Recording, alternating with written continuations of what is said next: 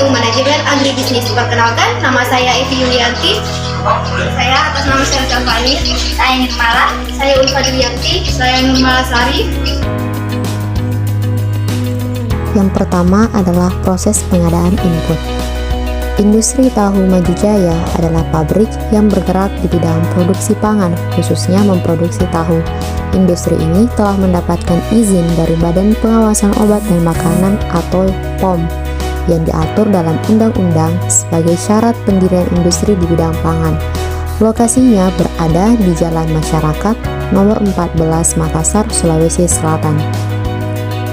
Industri ini telah berdiri kurang lebih selama 3 tahun sejak tahun 2018 dengan karyawan saat ini berjumlah 4 orang. Industri Tahu Maju Jaya memproduksi tahu dalam satu kali produksi sebanyak 3.200. Nah, jenis bahan per hari yaitu menggunakan kedelai. Dengan banyaknya kedelai adalah 30 kg yang bersumber dari Amerika atau diimpor. Dan juga ada cuka dengan presentasi 98-99% yang sumbernya berasal dari pasar. Dan yang terakhir ada air. Nah, air ini disesuaikan dengan kebutuhan akan bahan-bahan. Kedua, proses produksi.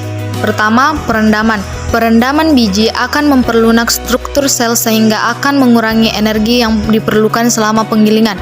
Yang kedua, penggilingan. Biji kedelai tersebut kemudian digiling menjadi bubur kedelai. Yang ketiga, pemasakan. Bubur kedelai yang diperoleh sebagai hasil penggilingan selanjutnya dimasukkan ke dalam bak masak dengan penambahan air lagi sehingga bubur kedelai menjadi encer. Keempat, penyaringan. Bubur kedelai yang telah dimasak kemudian disaring untuk mendapatkan sari kedelai atau susu kedelai. Kelima, pengasaman. Proses pengasaman atau lebih dikenal dengan penggumpalan belum menggunakan alat mesin. Yang terakhir, pembungkusan dan pencetakan. Bubur kedelai yang telah digumpalkan selanjutnya dicetak menjadi tahu.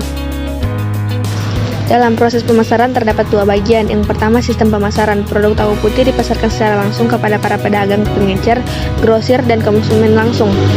Saluran pemasaran pelanggan yang pertama yaitu produsen yang langsung ke konsumen. Yang kedua, produsen ke pengecer yang kemudian baru ke konsumen. Dan yang terakhir, produsen ke pedagang grosir kemudian ke pengecer hingga akhirnya sampai konsumen akhir. Yang kedua dalam proses pemasaran yaitu sistem penjualan yang digunakan. Penjualan yang dilakukan secara langsung yakni menyalurkan langsung kepada para pedagang pengecer, grosir, dan konsumen akhir. 4.